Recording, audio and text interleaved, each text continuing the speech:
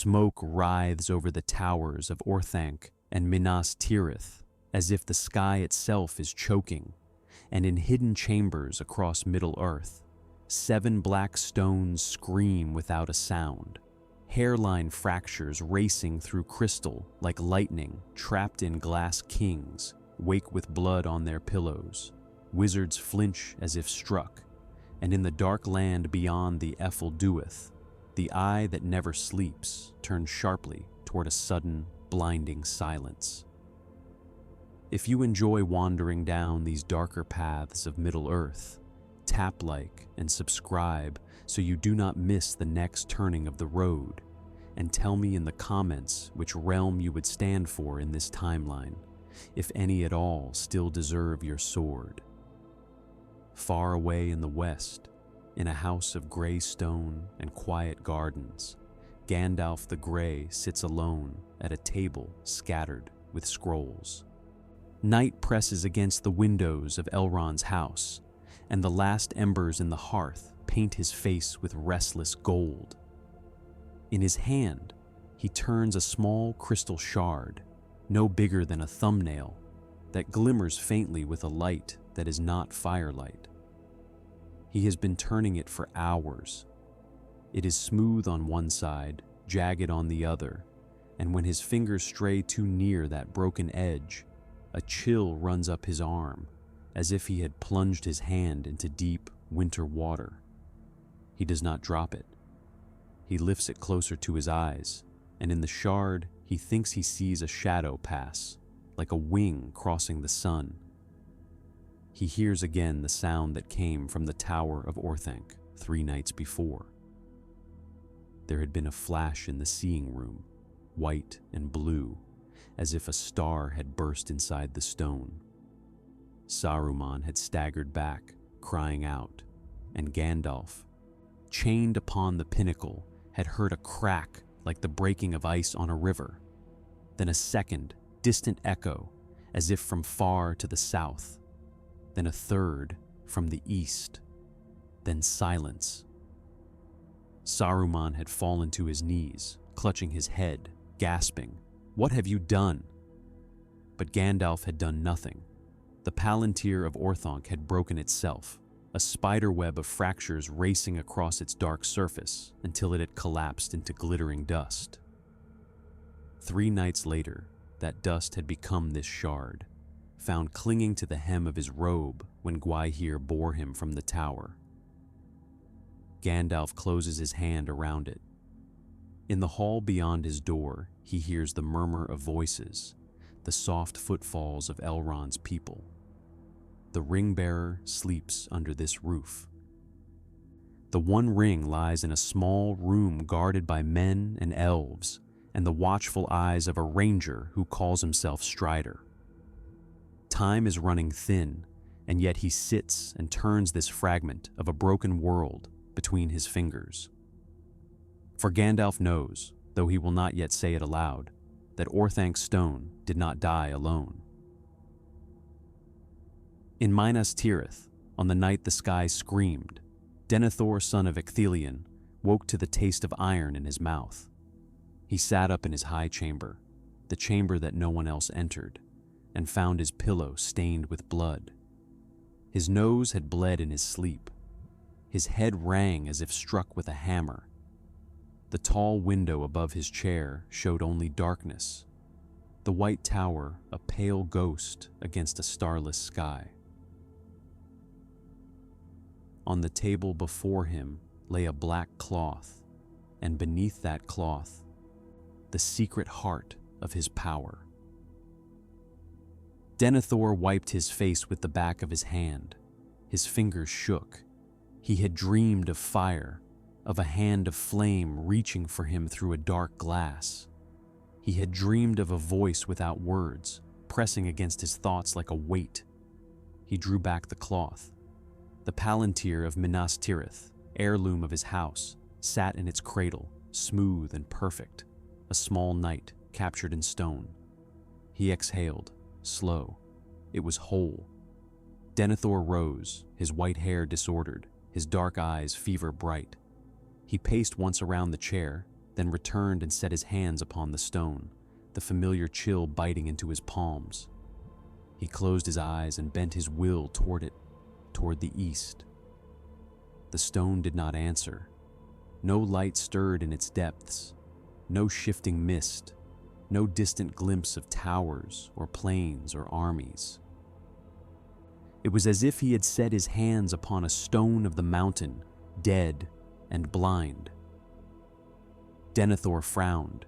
He pressed harder, summoning all the iron in his spirit, all the pride and anger and fear that had driven him to this secret, watching for so many years. Nothing. The steward of Gondor snatched his hands away as if the sphere had grown hot. He stared down at it, and for the first time in many years, a thin thread of cold crept into his heart that was not of his own summoning.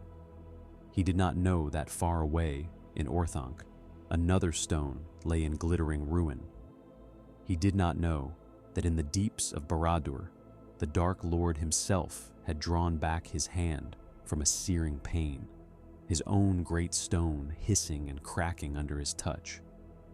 A spider web of fractures racing through it before it too had gone dark. He only knew that the eye he had dared to peer at from afar, the will he had wrestled with in secret, had been snatched from him. Denethor lowered the cloth slowly over the silent sphere. Outside, the wind from the east carried no sound of marching feet, no trumpet, no drum. The white city slept, unaware that its blindfold had just been tied tighter.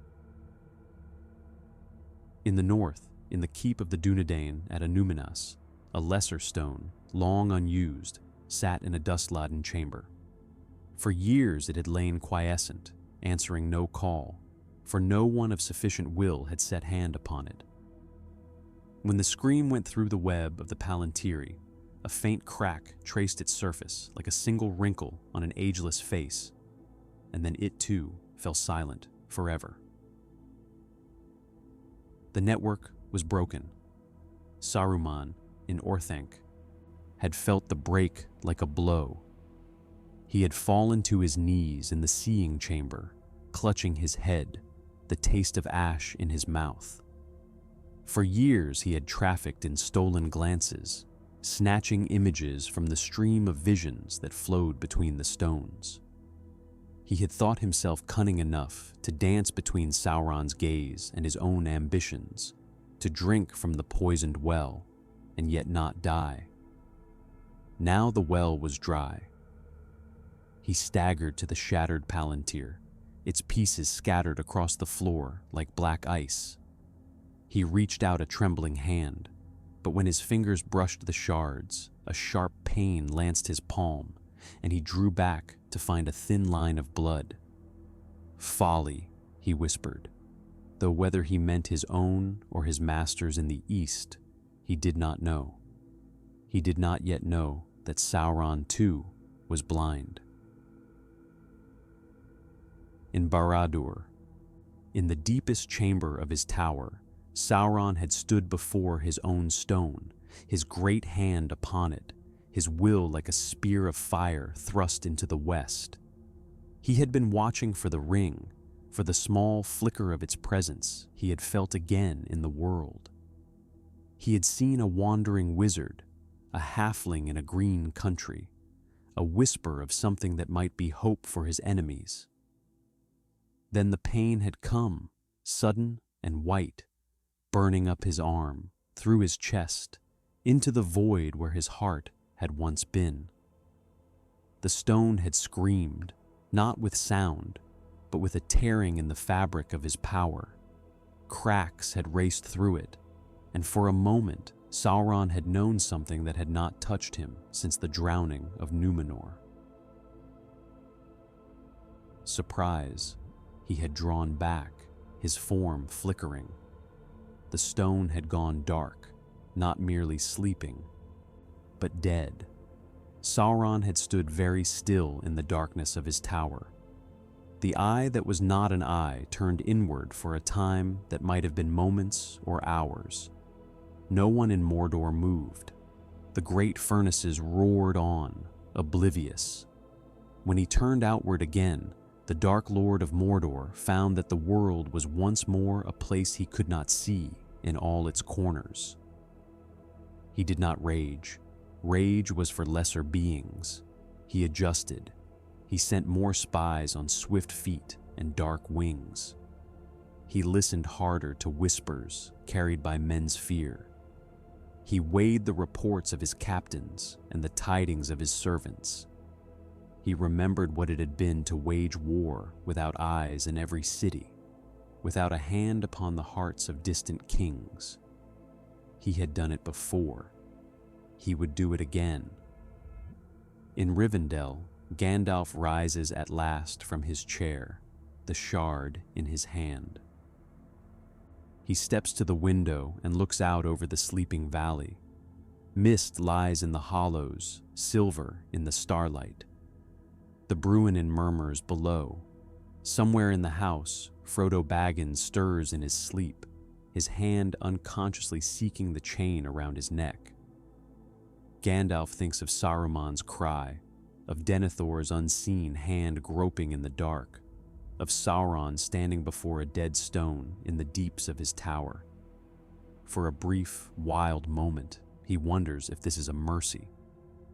Without the stones, Sauron's gaze is narrower.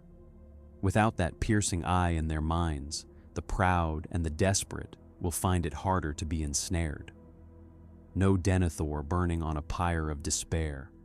No Saruman whispering to an unseen master in the night. Yet the same blindness falls on their side. No swift warning to Gondor when the black sails leave Umbar. No secret council between far realms. No king in the north seeing the need of the south and hastening unseen. Gandalf closes his fist around the shard until it bites his skin. "Very well," he murmurs to the empty room. "We will walk in the dark then." Morning comes to the last homely house, pale and clear. The Council of Elrond convenes beneath banners that have seen 3 ages. The tale of the ring is told. The shard lies hidden in Gandalf's gray robe, unmentioned, but its absence from the tale is like a missing step in a long stair. The path ahead feels steeper. The council debates, as it did in the other telling. Men speak of using the ring, elves of casting it into the sea. Boromir of Gondor tells of his dream, of Isildur's bane and the sword that was broken. Aragorn sits in shadow, his hand upon that very sword. Frodo listens, and the weight on his breast seems to grow heavier with every word. There is one difference. When the talk turns to Sauron's strength, to the reach of his arm and the swiftness of his knowledge, Gandalf does not speak of the Seeing Stones. He does not tell of a dark will that can look into the hearts of men from afar. He speaks instead of the old ways of war. He has many servants, Gandalf says, his voice low but carrying. Spies in every land where men yet dwell, birds and beasts that serve his malice. He will hear of our movements in time, yet he does not see all. He cannot. Elrond's dark eyes flicker to him, a question unspoken. Gandalf meets his gaze and gives the slightest shake of his head. Not here, not now. In Minas Tirith, Denethor sits alone with his shrouded stone. The days pass. He does not touch it again. He sends no secret messages to Rohan. He does not watch the mustering of orcs in the east, the building of engines, the creeping of long shadows. He relies instead on his captains, on the reports of scouts, on the old slow ways. His fear grows in that silence, not less, but more. For a man who has grown used to peering over the shoulders of his enemies, to having his dread confirmed and thereby made almost bearable, ignorance is a deeper torment. He knows Sauron moves, but he cannot see how. Every rumor grows in the darkness of his mind until it looms as large as Barad-dûr itself. He begins to dream more often of fire. In Isengard, Saruman paces the ring of Orthanc. He has sent for more orcs, more wild men, more timber for his furnaces. He has not abandoned his plans. The breaking of the stone has not broken his pride, yet something in him has shifted. He no longer whispers to a presence in the east. He can no longer see the eye in the dark glass, feel its heat upon his thoughts. The fear that had gnawed at him is gone, but with it has gone the intoxicating sense of connection, the feeling of being part of a vast, inevitable design. Saruman the White, who had always loved knowledge more than wisdom, finds himself alone with his own counsel. He convinces himself that this is a liberation. "Now I am free," he says aloud, standing at the pinnacle of his tower, the wind tugging at his white robes. Below, the wheels of Isengard grind on, tearing the earth. Free to use that which the Dark Lord forged against him. Free to guide the world as it should be guided. Yet in the quiet hours of the night, when the fires burn low and the clamor of orcish hammers fades, he finds his hand straying to the empty pedestal where the Palantíri once rested. His fingers close on air. He feels for the first time in many years the smallness of his own tower against the vastness of the sky. On the plains of Rohan, the wind carries only the smell of grass and distant rain. The Nazgûl ride out from Minas Morgul as they did before, seeking the Shire, seeking the ring. But their master's information is less precise. He has felt the ring stir in the west, yes, but he has not seen the halfling in the Shire through a crystal eye. He knows only that some bearer has awakened it. So he sends his riders not straight toward Hobbiton, but in a wider sweep. They scour Eriador more broadly, their black horses thundering through lonely valleys, their cries echoing off forgotten barrows. They pass closer to Bree earlier, circling like wolves that have not yet scented blood. This small difference ripples outward. When Frodo and his companions leave Hobbiton, they find the road more troubled. Twice they hide from distant hoofbeats in the night, hearts pounding, while a shadow passes on the road below. Once, in the woody end, they glimpse a rider on a distant ridge, a dark smudge against the stars. "Do you think he saw us?" Sam whispers. "I do not know," Frodo answers, and the ring at his neck seems to grow heavier, as if listening. At the Prancing Pony in Bree, Strider watches the door more intently. He has seen black riders pass through the town already, not asking questions in words, but in fear. Men have gone pale merely at their presence. Barlaman Butterbur's hands shake as he pours ale. "Strange times," the innkeeper mutters. "They come and go, those black fellows, and say nothing. Just look, like they can see right through you." Strider knows they cannot see, as once they might have, through a stone in a tower far away. Yet their very uncertainty makes them more dangerous. They search wider, strike more often at shadows. The Nazgûl arrive in Bree before Frodo does.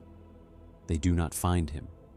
They stand in the street outside the pony in the gray of morning, their horses steaming, their empty faces turned toward the shuttered windows. The town holds its breath. Then they turn away, riding north, seeking some other scent.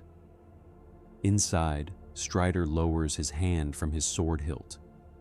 He had been ready to draw them away, to risk a skirmish in the streets. Now he waits instead. And when a hobbit named Baggins stumbles upon a table and vanishes in a flash of gold, the ranger is not taken entirely by surprise. The road to Rivendell is harder. Without Sauron's exact knowledge of the Shire, the Nazgul's search pattern is wider, more erratic. They cross the Hobbit's path more than once. The flight to the ford is more desperate. Glorfindel, or in some tellings Arwen, rides with Frodo as before, but the pursuit is closer. The black horse is nearer to catching the small, gasping pony. Yet at the ford of Bruinen, the river rises all the same. The Nazgul are swept away. Frodo crosses into safety, his wound festering, his spirit dimming. The council is held. The fellowship is formed. The breaking of the Palantíri has not stopped the ring's road. It has only darkened it. As the company leaves Rivendell, a light snow falls.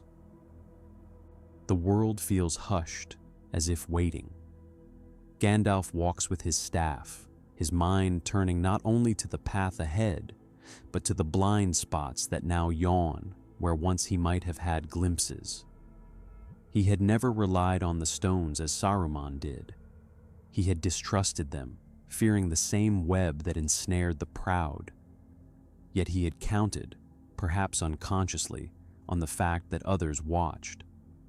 That Elrond might see something in the Northstone, that Denethor might glimpse some movement in the east, that Saruman, for all his folly, might sound an alarm if doom approached too swiftly. Now none of them can see beyond their own horizons. Gandalf feels the weight of that knowledge like another ring upon his hand. In Lothlorien, Galadriel stands upon her green hill and feels the tremor that went through the world when the stones broke.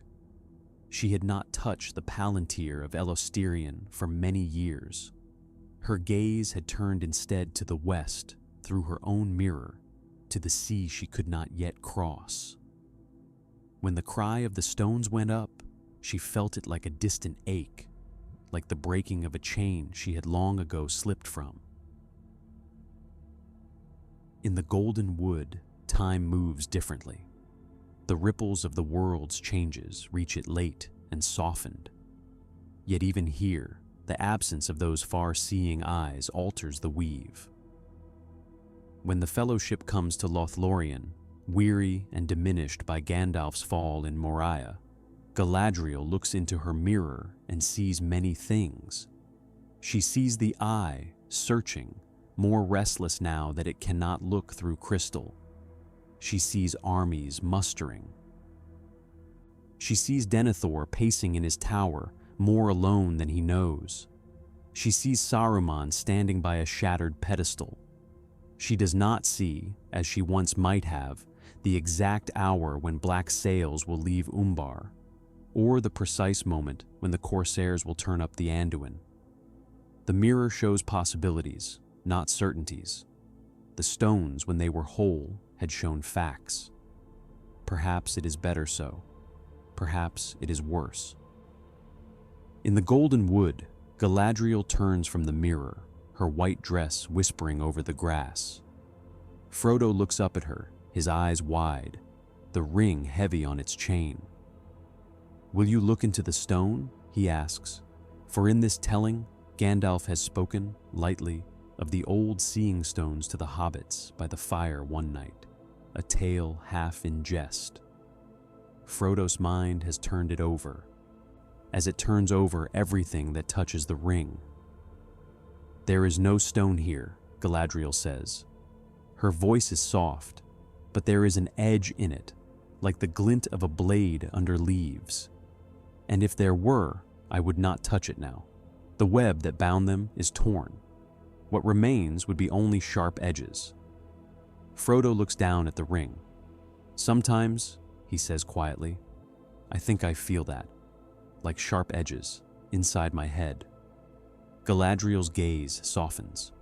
For a moment, the great tides of power and history recede, and there is only a small hobbit and an ancient queen standing by a basin of water in a silent wood. "The world has always been dangerous, ring-bearer," she says. "The stones only made that danger clearer to some and more hidden from others. Now we walk again as we did before they were made. Is that worse? It is harder, she answers, and perhaps more free. The fellowship breaks at Aemon Hen Boromir Falls, pierced by many arrows, his last breath spent on words of repentance and loyalty. Aragorn takes up his bracers, his horn, and his hope. Merry and Pippin are borne away by orcs. Frodo and Sam slip away toward Mordor. In this timeline, there is no Saruman watching through a stone, no eye in Orthanc seeing the movements of the Fellowship. There is only Saruman's own scouts, his orcs, his whisperers in the wild. It is enough. The orcs that take Merry and Pippin still bear the white hand.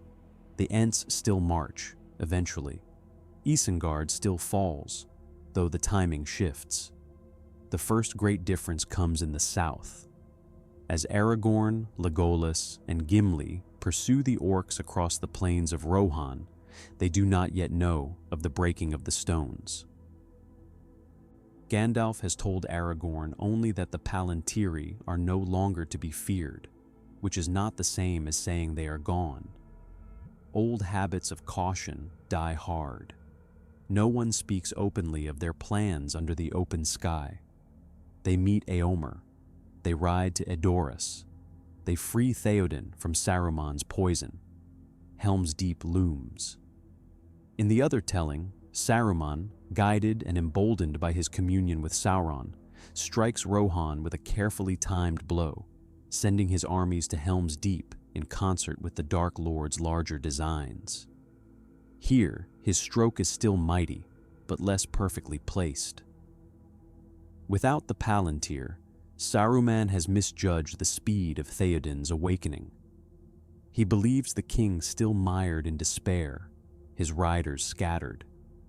He sends his host of 10,000 toward the fords of Isen, intending to break the Rohirrim there before they can gather. The first battle at the fords is bloodier. Theodred still falls, but more of his men escape to carry word to Edoras. When Gandalf comes to Theoden, he brings not only counsel, but tidings of a host already in motion. The decision to ride to Helm's Deep is made with more knowledge and more urgency. On the walls of the Hornburg, as the rain lashes down and the orcish horns blare, Aragorn looks out over the sea of torches and feels a strange, cold emptiness where once he had imagined the eye's attention. He has never touched a Palantir. He has only heard tales of them, yet he knows that in another telling, the Dark Lord might be watching this battle through some dark glass, weighing every stroke. Now, Sauron must rely on slower tidings.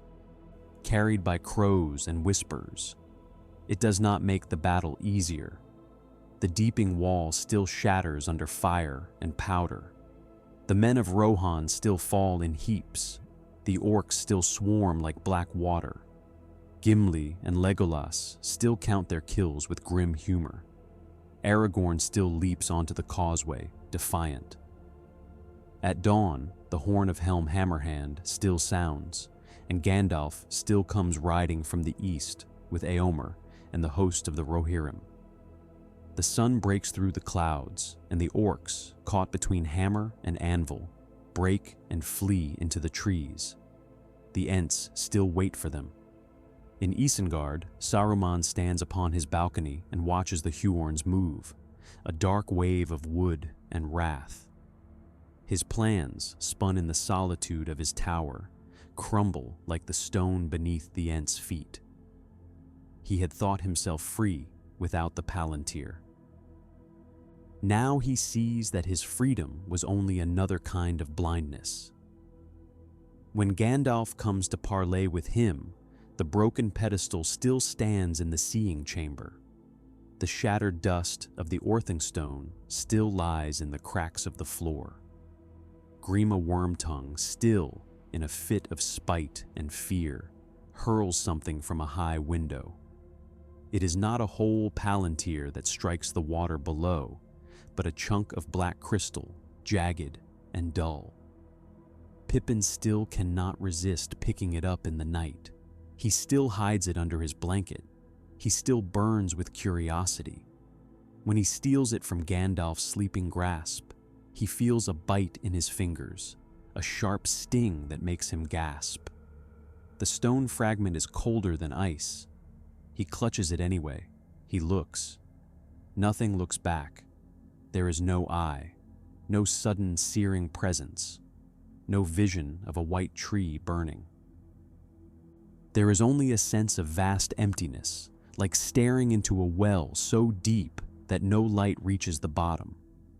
For a moment, Pippin feels as if he might fall, his mind tumbling down and down into that dark. Then Gandalf's hand seizes his wrist, and the shard falls from his fingers, clattering harmlessly on the earth. "You foolish Took," Gandalf snaps, his voice shaking more with something like grief than anger.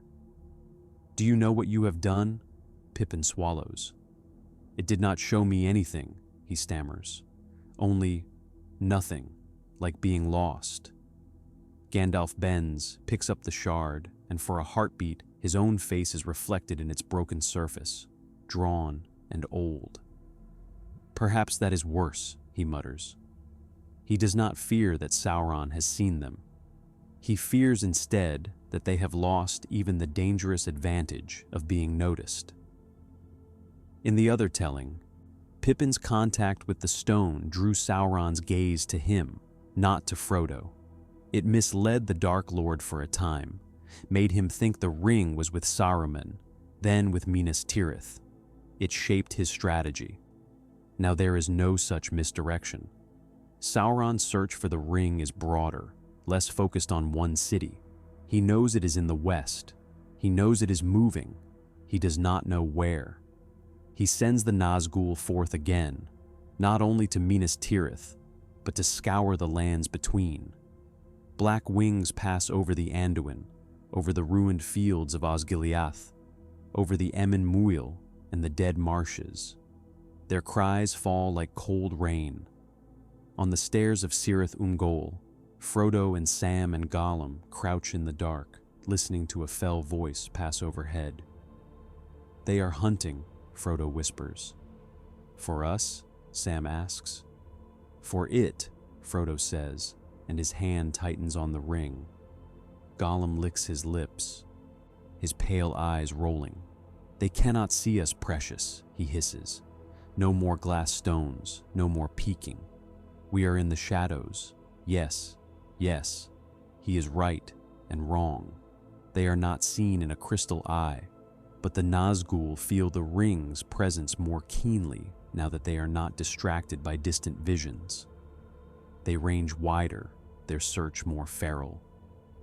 One passes close enough above the stairs that Frodo feels a sudden, crushing weight on his chest, as if an invisible hand had pressed down. For a moment, he almost slips. Sam grabs him, hauls him back against the cliff. Stones tumble into the dark. Far below, something stirs. The path into Mordor is narrower now, more perilous. Without Sauron's exact knowledge of their route, there are fewer traps, but more chance encounters. The balance of risk shifts in strange ways. In Gondor, Denethor's world narrows. He receives word of the fall of Osgiliath. He hears of black wings, of a darkness gathering in the east that is not only cloud. He has no stone to consult, no secret window into his enemy's mind. He has only maps and reports and the beating of his own heart. He grows more suspicious of Gandalf. In the other telling, the Palantír fed his paranoia, showing him carefully curated images of overwhelming strength. Here, his own imagination does the work more slowly, but no less effectively. He sees the wizard come and go, hears whispers of a halfling, of Isildur's bane, and his mind fills the gaps with fear.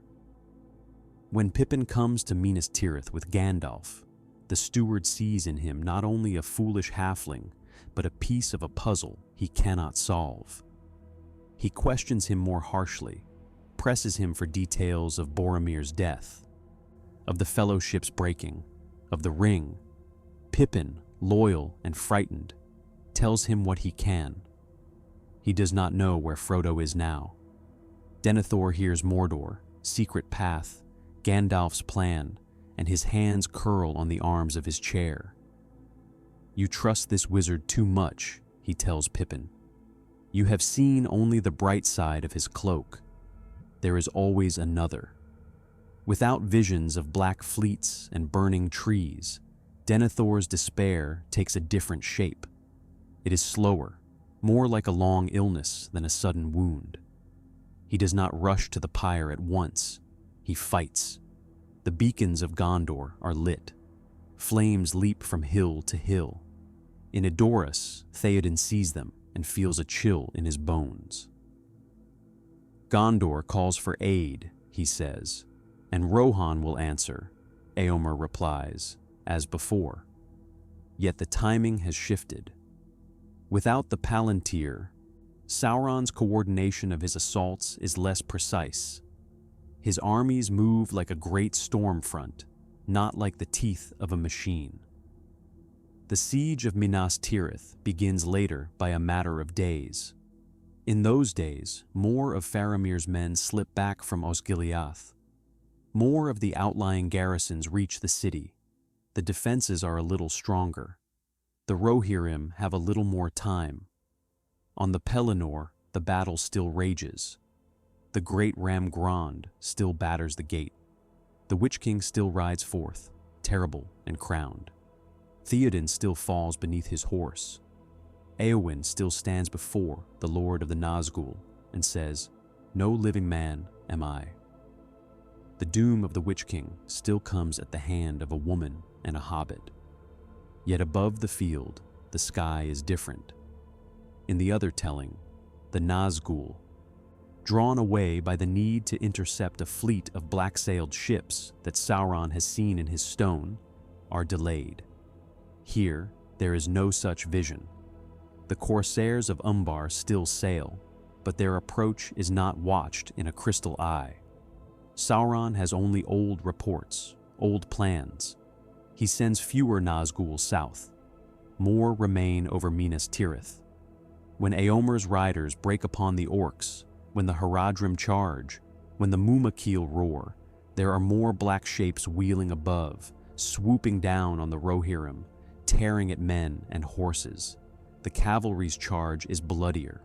The horns of Rohan sound amid more screams. Gandalf fights on the walls, his white light flaring, driving off fell beasts. Pippin finds Baragond in the madness. Denethor, who has not seen in a stone the doom of his house, holds on longer. He does not light the pyre while the city still stands. He does not drag Faramir to a premature death. He sits instead in his tower, his hands clenched, listening to the drums and the cries and the thunder of Grond. He sends Faramir to hold the Ramas, to fight at Osgiliath, as before. Faramir returns, wounded, fevered. Denethor bends over his son, his face drawn. His pride wars with his love. "Why do you come back?" he whispers, when Faramir lies senseless. "Why did he not take you and leave me Boromir?" It is a cruel thought, but in it is a twisted tenderness. He cannot imagine a world where both his sons are gone. When the first breaches open in the city's walls, when the lower levels burn, Denethor's hope finally cracks. Without the Palantir's images, his despair is not of a world he has seen destroyed, but of a world he cannot see saved. The difference is subtle, but it alters his last choice. He does take Faramir to the Silent Street. He does order a pyre built. He does speak of the end of his line, of the folly of resisting the storm. Yet when Gandalf and Pippin burst into the chamber, the flames have not yet been lit. "Your hope is but ignorance," Denethor says, his eyes burning. "You love this city as a child loves a mother's breast. not knowing that in the end all must be parted. You would have me sit and wait for some king out of legend, some ragged ranger from the wilderness to save us. I have waited long enough. Gandalf steps forward, his staff raised. Even now the Rohirrim ride, he says. Even now aid comes. You have not seen all ends. Denethor laughs, a harsh, tired sound. Nor have you, Mithrandir. You speak of what you cannot see. Once I had a stone that showed me the truth. Now it is silent, and you ask me to trust to tales. Once you had a stone that lied, Gandalf says. Now you have only your own fear. Let it go. For a moment, the steward of Gondor stands on the edge. In the other tale, the Palantir's visions have so broken him that he flings himself onto the pyre. Here, with no such images, his despair is less absolute. It is a tide that might yet be turned. He looks at Faramir, pale and still. He looks at Gandalf, white and stern. He thinks of Boromir, of Osgiliath, of the long years of holding a realm that was not his to keep. Then he does something no one expects. He steps back from the pyre. Take him, he says, his voice suddenly hoarse. Take my son, if you can save him. Take the city. Take the throne, if you must. I am done, he turns away. Denethor does not burn. He walks instead to the high chamber where the shrouded stone sits. He draws back the cloth and places his hands upon the dead Palantir, as if by sheer will he might wake it. It remains dark. In that darkness, Denethor sees at last not the doom of Gondor, but the limits of his own sight. It is a bitter revelation. He does not come down again. On the field of the Pelennor, the black sails still appear upon the Anduin. The hearts of the defenders still sink. Gandalf still fears that the city is lost. Aragorn still leaps from the prow of the lead ship, the banner of Elendil unfurling, the dead behind him. The corsairs still fall before a ghostly host. The tide of battle still turns, yet the cost is higher. With more Nazgul over the field, more of the Rohirrim are slain before Aragorn's arrival. The charge of the Swan Knights of Dol Amroth is blunted by fell beasts. Éomer is wounded more grievously. The victory is narrower. In the houses of healing, Éowyn lies with a broken arm and a shattered spirit. Merry lies pale, his arm numb. Faramir burns with fever. Aragorn comes with Athelas, as before, and the hands of the king are the hands of a healer. When Faramir wakes, he does not find his father sitting at his bedside. He finds instead an empty chair and a steward's rod lying upon it. "Where is my father?" he asks. "He has gone to his tower," Gandalf says softly. "He has laid down his office. Whether he will ever come down again, I do not know."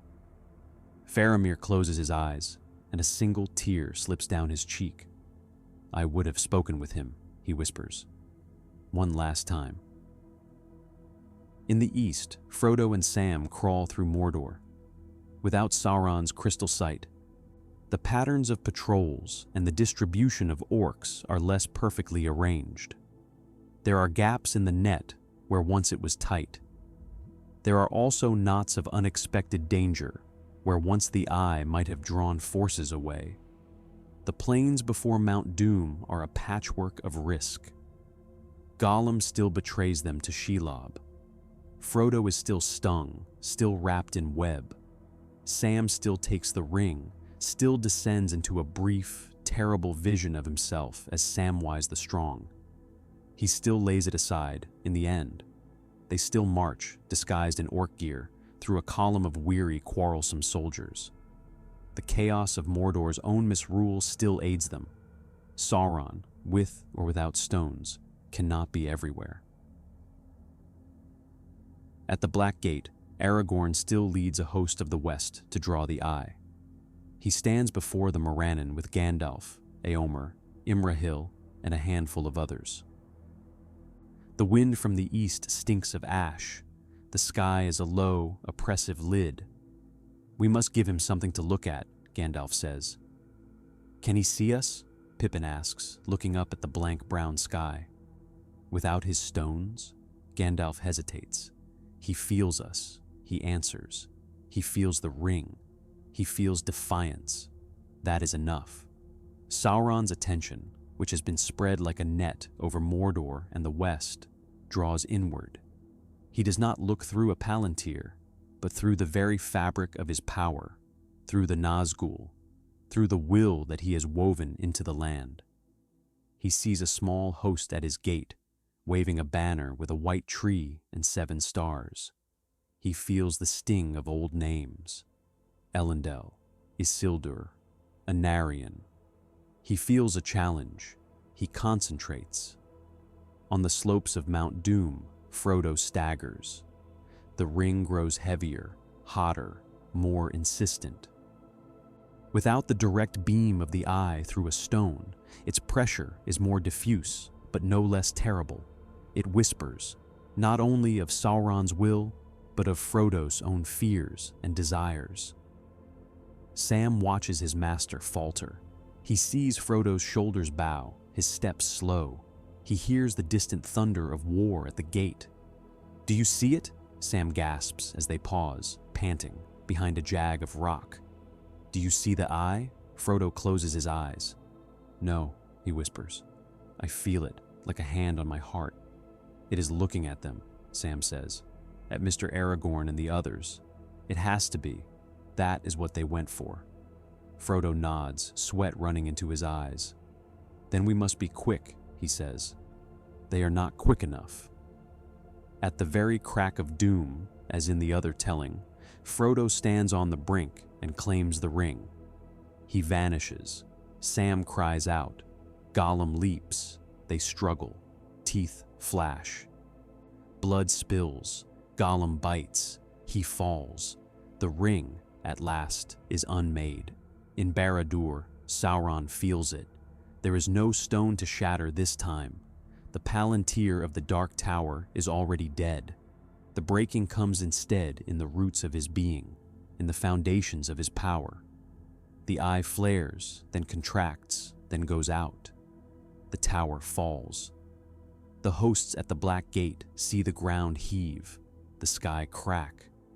They see the Nazgul wheel and scream, their forms unbound, their shrieks fading into nothing. They see the mountain erupt, a red wound in the world. In Minas Tirith, Denethor, sitting alone in his high chamber, feels the tremor. The dead stone under his hands does not stir, but something in the air changes. The pressure he has lived under for decades lifts, as if a great weight has been taken from his chest. He rises slowly. In Lothlorien, Galadriel looks east and smiles, and there is both joy and sorrow in it. In Rivendell, Elrond stands on a balcony, his dark hair stirring in the breeze, and knows that one age has ended and another has begun. The immediate aftermath is as full of relief and grief as any ending of the Third Age. The eagles still come to Mordor. Frodo and Sam are still born out of the fire. They still wake in a white bed, with Gandalf laughing above them, and Merry and Pippin dancing at the foot. The coronation of Aragorn still takes place in Minas Tirith. The white tree still blooms. Éowyn and Faramir still walk in the gardens of the Houses of Healing, their hands finding each other's. Yet the shape of the new world is subtly, deeply altered by the absence of the Palantíri. In the south, the corsairs of Umbar, whose ships were broken by the dead and by Aragorn's sudden assault, regroup more slowly. Sauron is gone, but their hatred remains. Without a network of seeing stones to coordinate the West's response, Gondor's watch on the sea is more haphazard. Aragorn Elessar, newly crowned, must spend more time than he might have wished traveling in person to the southern fiefs, inspecting harbors, forging alliances face to face. He rides to Dol Amroth, to Pelargir, to the mouths of the Anduin, his black hair blowing in the sea wind, his eyes always on the horizon. He cannot look into a stone and see a fleet leaving Umbar. He must rely on sailors' tales, on the keen eyes of the men of Belfalas, on the loyalty of princes whose grandfathers never knew him. In the north, the Dunedain rebuild Anúminas without the guidance of a seeing stone. The crack in the old North Stone has rendered it useless. Aragorn cannot sit in his northern hall and look south to Minas Tirith, or west to the sea. He must travel if he wishes to see his realms. This slows the knitting together of the kingdoms of Arnor and Gondor. It also deepens it. For every journey the king makes, every hand he clasps, every hall he sleeps in, every meal he shares under a stranger's roof, binds his people to him in a way no distant vision could. Stories of the king who came in person, who listened, who remembered names spread through the land. Without Palantíri, the new age is less efficient, more personal. In Ithilien, Faramir and Éowyn make a garden out of a battlefield. They plant trees where once only orcs trod. They walk under young leaves and speak of the future. Faramir sometimes looks east, toward the blackened scar where Barad-dûr once stood, and wonders what his father saw, or thought he saw, in the silent stone. He inherits the shrouded Palantir as steward to a king who has no use for it. He does not touch it. Once, on a night when the wind moans through the broken towers of Minas Morgul, he goes up to the high chamber in the white tower where the stone lies. He draws back the cloth. He looks upon the dark sphere, its surface dull, like an eye that has gone blind. He lays his hand upon it, very gently. Nothing stirs. No light, no vision, no whisper. Faramir feels only the coolness of polished rock. He smiles, a little sadly, and covers it again. In Orthanc, Saruman's broken stone dust is swept away by Entish hands. The tower itself is given over to the king in the south and the Lord of the Mark. Its secrets are laid bare. Its forges are quenched. Saruman himself, cast out, wanders as a ragged old man. Without the Palantir's constant whisper, without Sauron's gaze to reflect his own, he has more space in his mind, but he fills it with bitterness. He goes to the Shire still in this telling, though his path is less guided. He has no crystal eye to show him the green land he envies.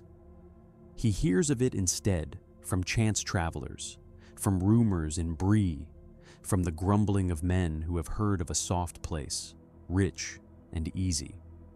He arrives later. The scouring of the Shire is smaller, sharper. Fewer ruffians, more pettiness. Saruman's malice is more like a knife than a net. He cuts where he can, not where he has been told it will hurt most. Frodo and Sam and Merry and Pippin return to find damage, but not devastation. A few trees felled, a few holes spoiled, a few hobbits cowed. The battle at Bywater is brief, though no less bitter for being small. When Saruman dies on the road, his spirit dissipating in the wind, there is no sense of a great network of power unraveling. He was never the spider at the center of the web. He was only a fly, caught and then cast out, who tried to spin his own thread and failed. In Rivendell, Elrond prepares to depart. The Third Age is over.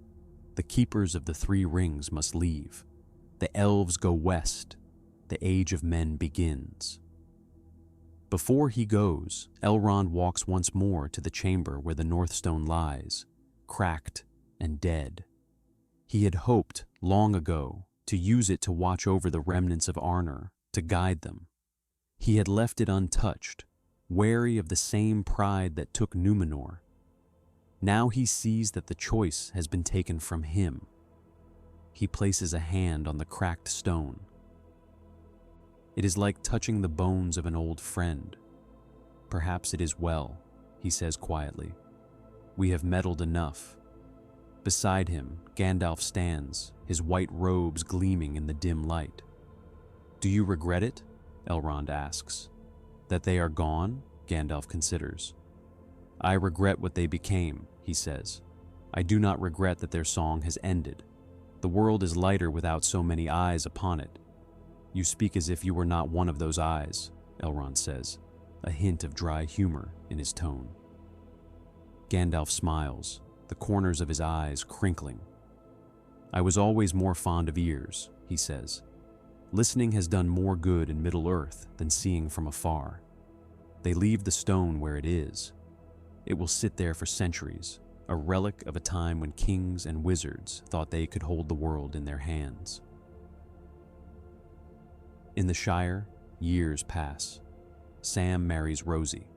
They have children. He becomes mayor. He plants trees, some of which grow faster and larger than they ought, thanks to a small gift from Galadriel, Frodo writes. He sits at a small desk in Bag End, the window open to the sound of bees and the smell of warm earth. He writes of the ring, of the road, of Gollum's fall. He writes of Gandalf's laughter and Boromir's horn and the sound of the sea in his dreams. Sometimes his hand trembles. Sometimes the words swim. Sometimes he feels a weight on his chest that has nothing to do with any ring.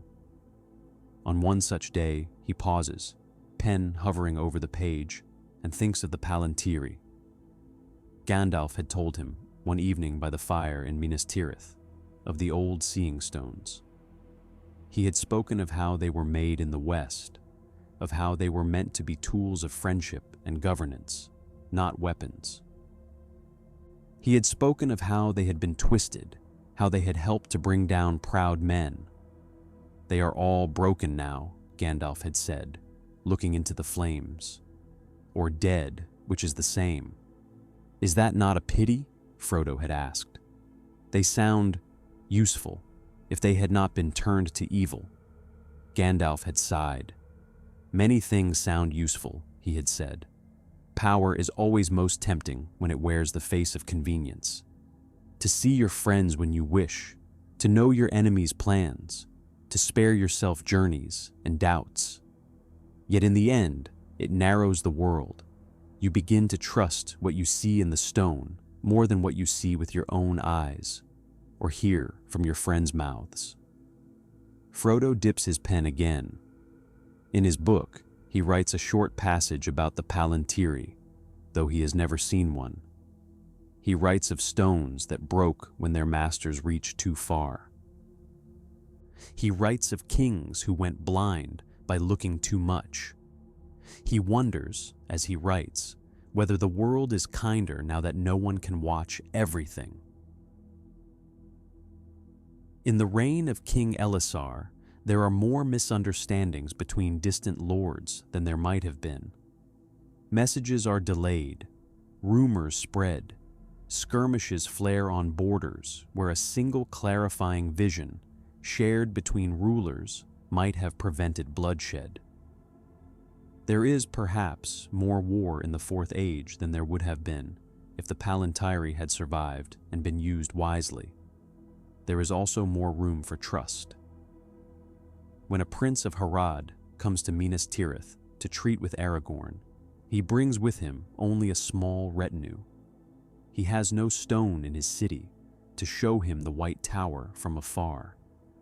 He must see it with his own eyes.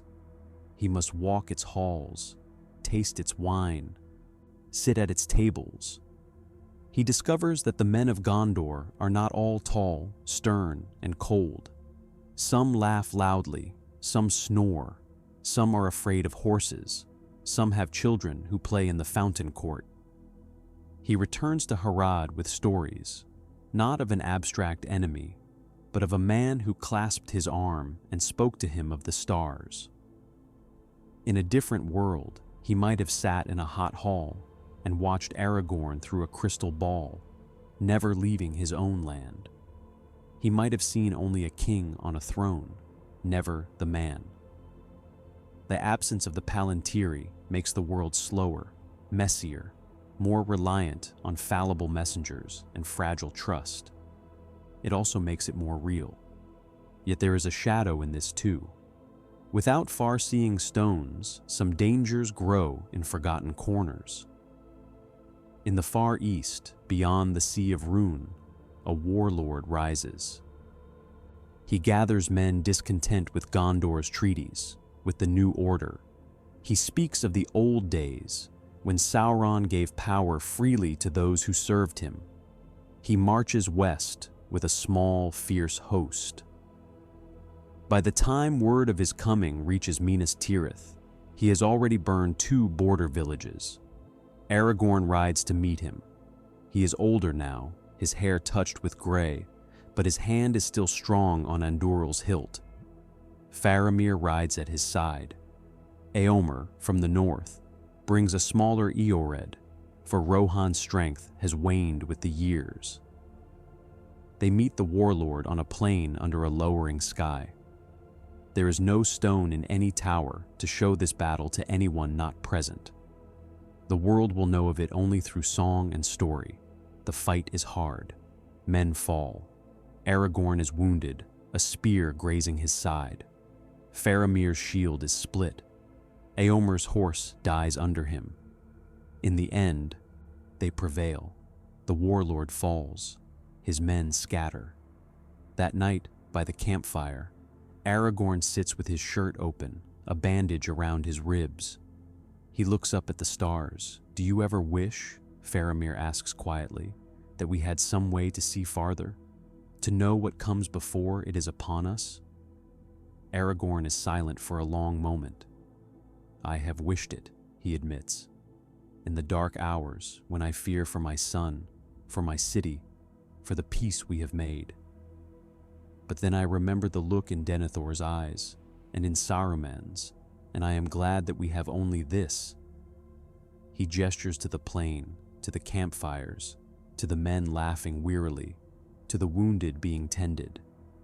"This is enough," he says, "to see what is before us, to hear what those beside us say, to trust that when we cannot see, others will watch, not through glass, but with their own hearts." Faramir nods. In the west, beyond the sea, in lands no longer part of Middle-earth's tale, the makers of the Palantíri might, if they cared to look back, see that their gifts have passed from the world. They might mourn, they might be relieved. In the end, it does not matter. The Fourth Age belongs to men, and men must learn to live without such crutches.